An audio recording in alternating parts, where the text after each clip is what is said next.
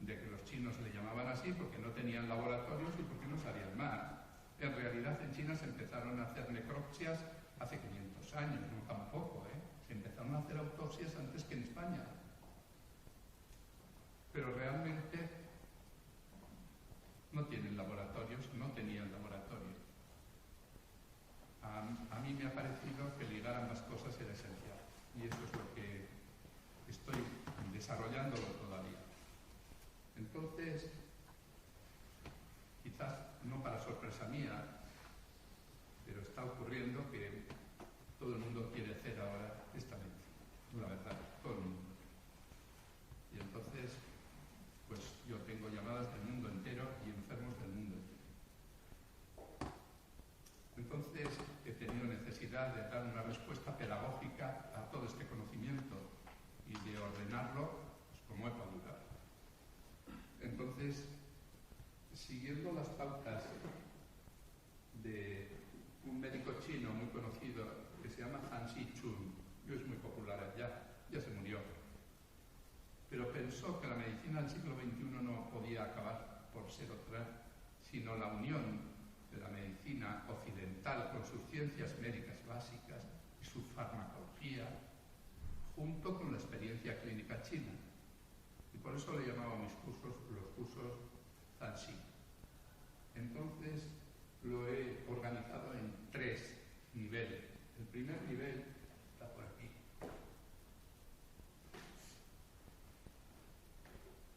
En el primer nivel se le invita al médico, al terapeuta, a que aprenda las nociones básicas de la medicina y las nociones básicas de la psicología y de la psiquiatría también. Las nociones básicas también del paradigma médico chino, el estudio de los síndromes y de los síntomas. Y hemos puesto unas cuantas escuelas en toda España y se apuntan mucha gente, miles de alumnos. Pero luego se pasa al segundo nivel. El segundo nivel tiene 13 libros. Los 13 libros que son uno por cada especialidad médica. Así que yo he hecho un libro de reumatología y otro de ginecología y otro de pediatría y otro de geriatría y otro de neumología y otro de cardiología. Y pongo ahí todas las enfermedades, igual que se pone en un manual cualquiera que uno puede comprar en la librería médico-técnica de la universidad aquí. Pero tiene la característica de que cada enfermedad la estudio desde el ámbito de la medicina china también, para que cualquier interesado, cualquier estudiante, pueda aprender primero lo que se aprende en la facultad y después lo que se aprende en la facultad china. Todo en la misma lección. Le resulta, creo, a la gente bastante cómodo hacerse con este conocimiento. Y después del segundo nivel, que son, como os digo, 13 libros, que vienen en una carpeta de estas, que tienen un precio muy barato. Todo es muy barato. En realidad tiene que ser muy barato, porque en cada libro no puedo evitar recomendar la fitoterapia que yo fabrico. Así que, claro, yo vendo muchísimos frascos, demasiados quizás. Yo soy el que está de moda ahora y detesto estar de moda. ¿Sabéis por qué? Porque la moda es lo que pasa de moda. Así que pasaré de moda. Y nadie... Ahora me llaman de todos los sitios y me alaban mucho, pero en realidad seguro que paso de moda. Bueno, pues ya está, sabré pasar. A mí me interesa un ejercicio médico, en primer lugar, honrado. En segundo lugar, muy intenso. Tan intenso como honrado. Donde el terapeuta se la juega con su enfermo siempre. Y donde se somete a un compromiso muy alto, de cuidar del enfermo.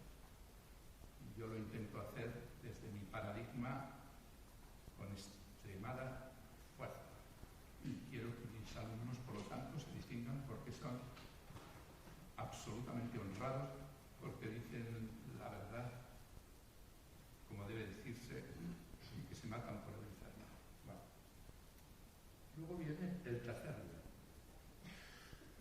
En el primer nivel uno entra en la medicina y entra en la biología humana. En el segundo nivel aprende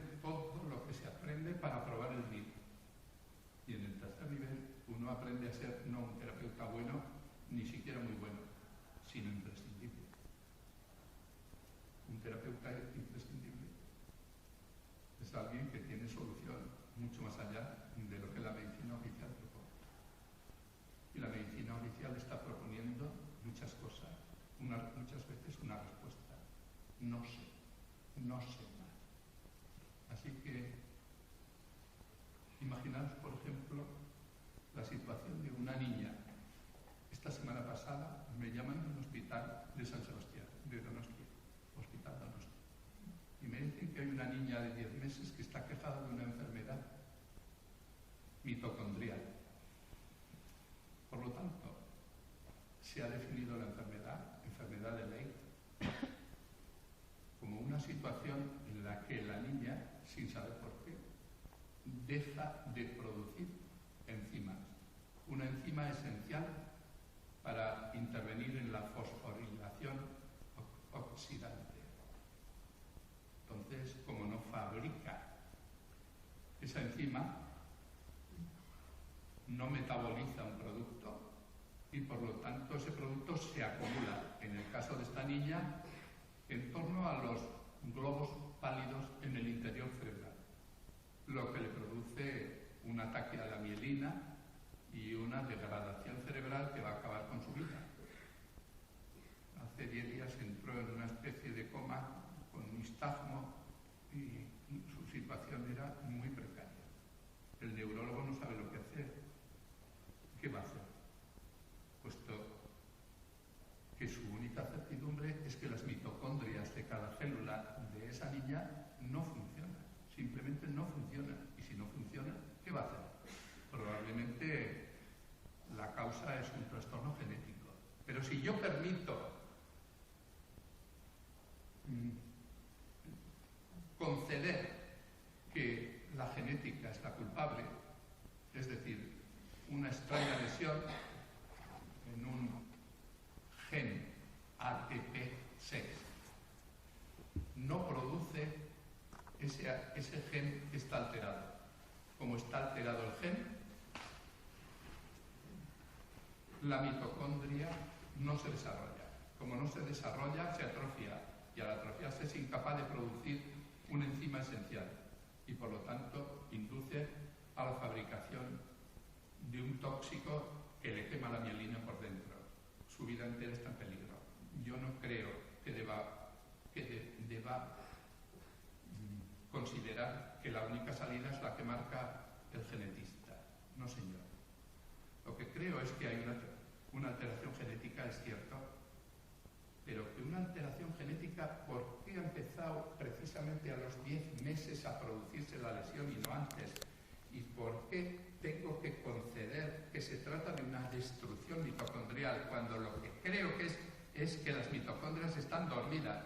Pero las mitocondrias se duermen siempre que hay una anoxia o una hipoxia. Entonces yo le propongo al jefe de servicio de neurología de ese hospital, la niña está en cuidados intensivos, que le den un tratamiento con fitoterapia estando en cuidados intensivos, lo cual no sé si no será contra la ley, pero yo me pongo de acuerdo con alguien, porque yo lo que quiero es que no se muera la niña. Bueno, en definitiva, le hago un preparado para Consibutan, un preparado que en los hospitales de China se utiliza muy frecuentemente para inducir a un mayor riego cerebral, que es lo que me interesa en este momento.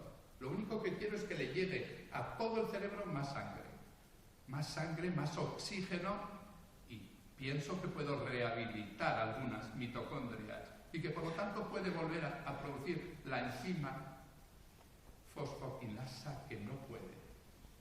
Y se lo mando y funciona. Y la niña se pone bien y mira con intención y ya no tiene la crisis. No sé qué va a ocurrir con ella, no lo sé. No puedo saberlo. Pero lo que sí sé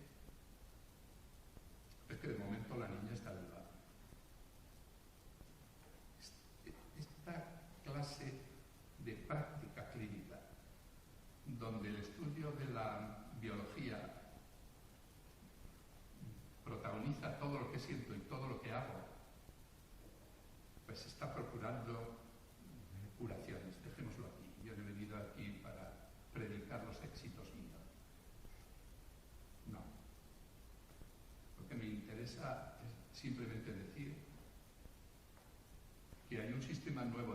diagnóstico que le permite al terapeuta conocer las causas, para lo cual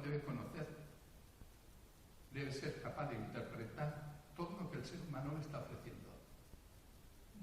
Es decir, si yo trabajara en una consulta tan grande como esta sala, tendría oportunidad de que cuando se abre aquella puerta y mi enfermo empieza a avanzar por ese pasillo, tendría ocasión durante 10 segundos, quizás más, de evaluarle todo lo que, de saber casi un 30% de qué ser humano es ese antes de que llegara a ponerse frente a mi mesa sentado aquí. Tendría que ser capaz yo de determinarle por la manera rotunda que tiene de dar los pasos grandes o pequeños, la calidad de su hígado, la fuerza de su hígado, la fuerza de una parte de su hígado, claro. Por la rotundidad de su paso tengo que saber también el yang, es decir, la fuerza de su corteza suprarrenal. Por la manera que tenga de hablarme y el timbre de su voz, tengo que saber cuál es la potencia, la fuerza, el chi de su pulmón. Por la calidad de sus movimientos y por la fuerza física con la que me da la mano, tengo que deducir cómo tiene el yang de corazón. Tengo que preguntarle enseguida cómo come, cómo anda, cómo hace la digestión, cómo duerme, cómo defeca y cómo ama. Y acabaré teniendo una idea aproximada de cómo es biológicamente hablando. Y puesto que es su biología alterada la que está produciendo su enfermedad, tendré ya un indicio claro de qué es lo que debo corregir en él.